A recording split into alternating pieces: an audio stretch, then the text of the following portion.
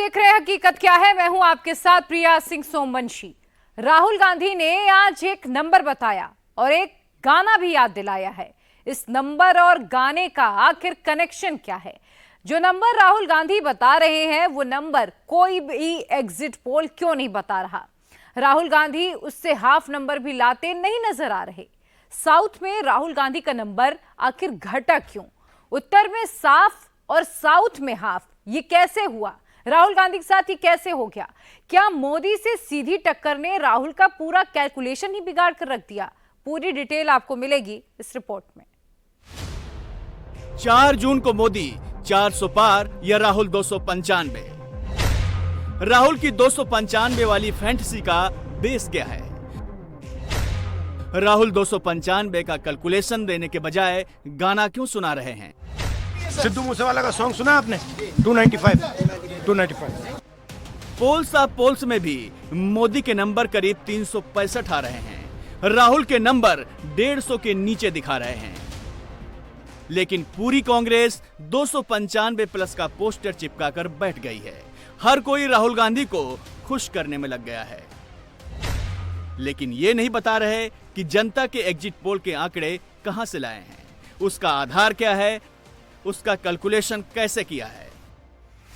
इन सवालों के जवाब में राहुल और पूरी कांग्रेस सिर्फ और सिर्फ मोदी को कोसने में लगी है, क्योंकि उनके पास 295 के नंबर का कोई सॉलिड और साइंटिफिक कैलकुलेशन ही नहीं है। इसका नाम एग्जिट पोल नहीं है, इसका नाम मोदी मीडिया पोल है। ये मोदी जी का पोल है, फैंटेसी पोल है उनका। Thank you. बीजेपी 2019 के मुकाबले 50 सीट ज्यादा कहां से ला रही है? उसके वोट कहां से बढ़ रहे हैं? कांग्रेस साउथ में हाफ, नॉर्थ में साफ क्यों हो रही है? सबसे पहले उत्तर भारत के सबसे बड़े सूबे यूपी को समझना जरूरी है। यूपी में 2 लड़कों की जोड़ी ने चुनाव में खूब हाइप बनाया। अखिलेश और राहुल गांधी बड़े बड़े दावे करते रहे, मोदी को हराने का दम भरते रहे, लेकिन 2017 की तरह दोनों की जोड़ी फिर फ्लॉप साबित होती दिख रही है।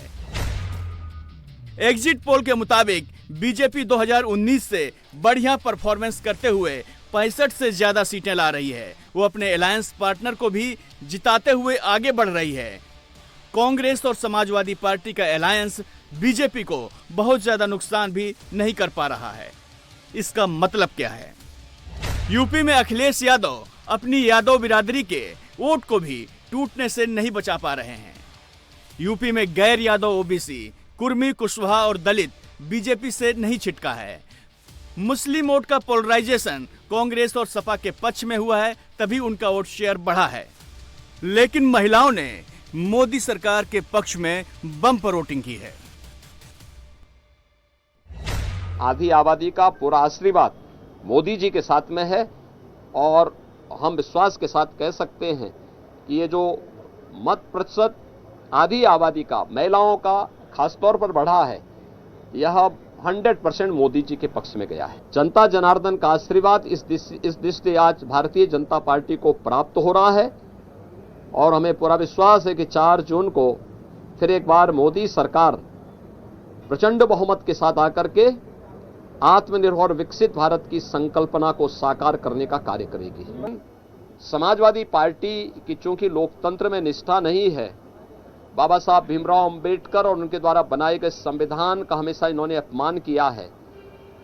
दुर्दांत माफिया और आतंकवादियों को शागिर्द वाले लोग, इनसे लोकतंत्र की बात, इनके मुंह से ईमानदारी की बात, इनके मुंह से कोई कार्य शुचितापूर्ण तरीके से हो जाए, ये बहुत हास्यास्पद लगती है और इसलिए जैसी करनी वैसी भरनी। 2019 में यूपी में बीजेपी को ब्राह्मण 82%, राजपूत 88%, जाट 91%, यादव 23%, कुर्मी कुशवाहा 80%, गैर जाटो 48% मिले थे। अखिलेश और राहुल इनमें से किसी भी वोट बैंक का बड़ा हिस्सा नहीं तोड़ पाए। अब अखिलेश एग्जिट पोल पर सवाल उठा रहे हैं। चाचा शिवपाल 4 जून को सरकार बनाने का ख्वाब दिखा रहे हैं। ये मनोवैज्ञानिक बना रहे हैं। देखिए, हमारा कार्यकर्ता मजबूती के साथ अपनी ड्यूटी पर रहेगा और कहीं पर भी बेईमानी नहीं होने दी जाएगी और इंडिया गठबंधन और समाजवादी पार्टी सरकार बनाएगी। क्या लग रहा है आपको, कितनी सीटें आपको मिलेंगी? सरकार बनाएंगे। अब सीटें तो 4 तारीख को आ जाएंगी जितनी भी होंगी, लेकिन इंडिया गठबंधन और समाजवादी पार्टी ये मिल करके सरकार बनाएंगे।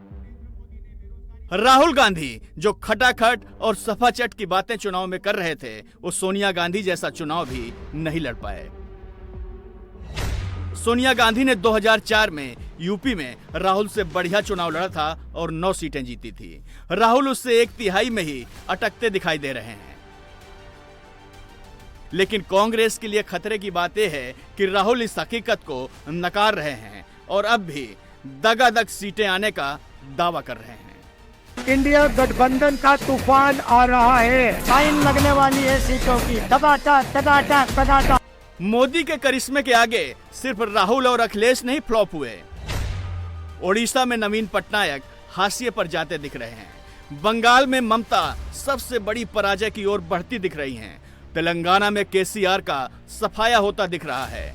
आंध्र प्रदेश में जगनमोहन रेड्डी डूब रहे हैं। दिल्ली पंजाब में केजरीवाल की पार्टी शून्य की ओर बढ़ रही है। केजरीवाल जेल से आकर फिर जेल में जा रहे हैं। मोदी का टेप बजाने के बाद कुछ हाथ नहीं आ रहा है। 2 राज्यों दिल्ली और पंजाब में उनकी सरकार है, लेकिन लोकसभा में वो लोप होते दिख रहे हैं। आज आपका बेटा दोबारा जेल जा रहा है, इसलिए नहीं कि मैंने कोई भ्रष्टाचार किया है, इसलिए कि मैंने तानाशाही के खिलाफ आवाज उठाने की जरूरत की है। बिना सबूत के डाल दिया मेरे को जेल में, बिना रिकवरी के डाल दिया जेल में। देश के इतिहास में 75 साल में सबसे ज्यादा बहुमत से आई हुई सरकार है। एक बार 70 में से 67 सीट, दूसरी बार 70 में से 62 सीट, 55% से ज्यादा वोट शेयर। इतने भारी बहुमत वाली सरकार के मुख्यमंत्री को आपने बिना सबूत के जेल में डाल दिया। यही तो तानाशाही है कि जिसका मन करेगा मैं उसी को जेल में डाल दूंगा, जिसका मन करेगा उसी को जेल में डाल दूंगा। और पूरे देश को मैसेज दे दिया कि अगर मैंने केजरीवाल को फर्जी केस में जेल में डाल दिया तो तुम्हारी तो औकात ही क्या है, किसी को भी पकड़ के जेल में डाल दूंगा। इसी तानाशाही के खिलाफ लड़ रहा हूं मैं। 4 तारीख को भी मंगलवार है। भली करेंगे बजरंग बली, करेंगे कि नहीं करेंगे? बोल बजरंग बली की। पूरे चुनाव में राहुल गांधी ये नहीं समझ पाए कि देश में नरेंद्र मोदी की पॉपुलैरिटी कितनी है, राम मंदिर का अंडर करंट कहां तक है, सुरक्षा का मुद्दा महिलाओं के लिए कितना बड़ा है। इसीलिए कांग्रेस मध्य प्रदेश और छत्तीसगढ़ जैसे मध्य भारत के राज्यों में शून्य पर आउट होती दिख रही है। राहुल के लिए अगला बड़ा संकट यह है कि इस चुनाव से एक और बात साबित होती है कि राहुल गांधी अपने क्षेत्रीय पार्टनर के लिए बोझ साबित हो रहे हैं, जबकि मोदी अपने दम पर क्षेत्रीय पार्टियों को जिता कर ला रहे हैं। राहुल यूपी में अखिलेश के लिए बोझ साबित हुए, बिहार में तेजस्वी के लिए बोझा बन गए। जबकि मोदी ने क्या किया? बिहार में इस बार नीतीश कमजोर थे, लेकिन मोदी अपने दम पर उन्हें भी डबल डिजिट में ले जाते दिख रहे हैं। इंडिया टीवी सीएनएक्स के एग्जिट पोल के मुताबिक बीजेपी 17, जेडीयू 11 से 13, आरजेडी 3 से 5 और कांग्रेस 1 से 2 सीट ही ला सकती है। तेजस्वी के पास अगर राहुल के बजाय मोदी जैसा करिश्माई पार्टनर होता तो क्या बिहार में उनकी दुर्गति ऐसी होती? राहुल गांधी जैसे बोझा वाले पार्टनर की वजह से बिहार में 25 के विधानसभा चुनाव में भी तेजस्वी खतरे में दिख रहे हैं और वहां पहली बार बीजेपी अपने दम पर मुख्यमंत्री बना सकती है। दिन में सपने देखने पर कोई बंदिश नहीं है और डॉक्यूमेंट फर्जी बना करके भी सपने दिखाने पर कोई पाबंदी नहीं है। हम तो अच्छा लगेगा कि वो कहते कि चारों एजेंसियां जो विभिन्न जगहों पर अपना एग्जिट पोल की है, जो सब करीब करीब एक ही समान है, तो एक उनके लिए करवा देती। ये सच्चाई है, जब इनकी सच्चाई है। और देश की जनता ने क्या उत्तर, क्या दक्षिण, क्या पूरब, क्या पश्चिम, हर जगह मोदी जी के साथ खड़ा होने में अपना गर्व का अनुभूति की है। देखिए, भारत की राजनीति में ये बहुत नया मानक है कि तीसरी बार मोदी जी और बड़े बहुमत से आ रहे हैं, ऐतिहासिक। राहुल के 295 वाले कैलकुलेशन में सबसे बड़ा स्टेक साउथ का है, लेकिन मोदी फैक्टर ने वहां भी कांग्रेस का चैप्टर बिगाड़ दिया है। इंडिया टीवी सीएनएक्स के एग्जिट पोल के मुताबिक कर्नाटक जहां 28 सीट हैं, बीजेपी 18 से 22, उनकी पार्टनर जेडीएस 1 से 3 और कांग्रेस 4 से 8 सीटें जीतते हुए दिखाई दे रहे हैं। कर्नाटक में कांग्रेस की सरकार होने के बावजूद जनता ने राहुल के बजाय मोदी पर भरोसा जताया है। राहुल वहां मुस्लिम वोट बटोरने की कोशिश करते रहे और मोदी हिंदू वोट अपने साथ ले गए। तेलंगाना में कांग्रेस की सरकार है, वहां 17 सीटों में बीजेपी 8 से 10, कांग्रेस 6 से 8, बीआरएस 0 से 1 और एआईएमआईएम 1 सीट पर आगे दिख रहे हैं। यहां पर भी हैदराबाद को छोड़कर मुस्लिम वोट कांग्रेस को 90% से ज्यादा मिले, लेकिन वो अपने ही जाल में फंसती हुई दिख रही है और हिंदू मोदी के पीछे खड़े दिखाई दे रहे हैं। जिस केरल में राहुल खुद चुनाव लड़ रहे हैं, वहां भी कांग्रेस को नुकसान हो रहा है। केरल में 20 सीट है, कांग्रेस का यूडीएफ गठबंधन 13 से 15 सीट पर आगे दिख रहा है। वहां मोर्चा का एलडीएफ 3 से 5 सीट और बीजेपी पहली बार 1 से 3 सीट जीतती दिख रही है। आंध्र प्रदेश में राहुल गांधी कांग्रेस का खाता नहीं खोल पाते दिख रहे हैं, जबकि बीजेपी गठबंधन वहां क्लीन स्वीप करता दिख रहा है। वहीं तमिलनाडु में 39 सीट हैं, कांग्रेस गठबंधन 22 से 26 सीट जीत सकता है, जबकि बीजेपी अकेले दम पर 5 से 7 सीट जीत सकती है। मतलब नॉर्थ के बाद अब साउथ में भी कांग्रेस के सफाये की शुरुआत नरेंद्र मोदी ने कर दी है। लेकिन कांग्रेस के कुछ नेता अब भी 295 का जादू दिखाकर राहुल गांधी को प्रधानमंत्री बनाने का ख्वाब दिखा रहे हैं। वर्तमान प्रधानमंत्री ने पहले ही ट्वीट तैयार करके रखा होगा, क्योंकि जिस व्यक्ति का 4 जून को जाना अभी तय हो गया है, उन्होंने ही ये सब साजिश रचाई है, ये एग्जिट पोल मैनेज किया है। और ये जो आंकड़े हैं और जो वास्तविक परिणाम आने वाले हैं 4 तारीख को, ये ज़मीन आसमान का फ़र्क होगा। ये सब एक मनोवैज्ञानिक खेल है हमारा हौसला कमज़ोर करने के लिए। पर इंडिया जनबंधन को मैं कहता हूँ विश्वास के साथ कह सकता हूँ। और कल सारी पार्टियों की बैठक भी हुई और वहाँ आंकड़े पर विश्लेषण हुआ। 295 सीटों के कम इंडिया जनबंधन को आना बिल्कुल असंभव है। अब समझिए कि 400 पार का रूट कहां से बन रहा है। यूपी में 80, बंगाल में 42, महाराष्ट्र में 48, मध्य प्रदेश में 29, गुजरात में 26, राजस्थान में 25, ओडिशा में 21, झारखंड में 14, हरियाणा में 10, दिल्ली में 7, हिमाचल में 4, उत्तराखंड में 5। इन राज्यों में कांग्रेस हरियाणा, पंजाब और राजस्थान को छोड़कर बाकी जगह या तो भारी नुकसान में है या फिर खाता ही नहीं खोल पा रही है। तो ये उन लोगों में से हैं जो बौखला गए हैं, कुंठा में हैं और कभी ईवीएम को दोष देते हैं, कभी आप लोगों को भी दोष दे देते हैं, मीडिया वाले भी दोष में आते हैं। अब इन्होंने नया तरीका ढूंढा। अब परसों शर्म आएगी, कल शाम के बाद इनको शर्म आएगी कि कोई भी इनके पक्ष में आंकड़े नहीं आ रहे हैं। तो क्या तरीका है? वो बॉयकॉट करो। तो ये बॉयकॉट करके करने के लिए तैयार हैं।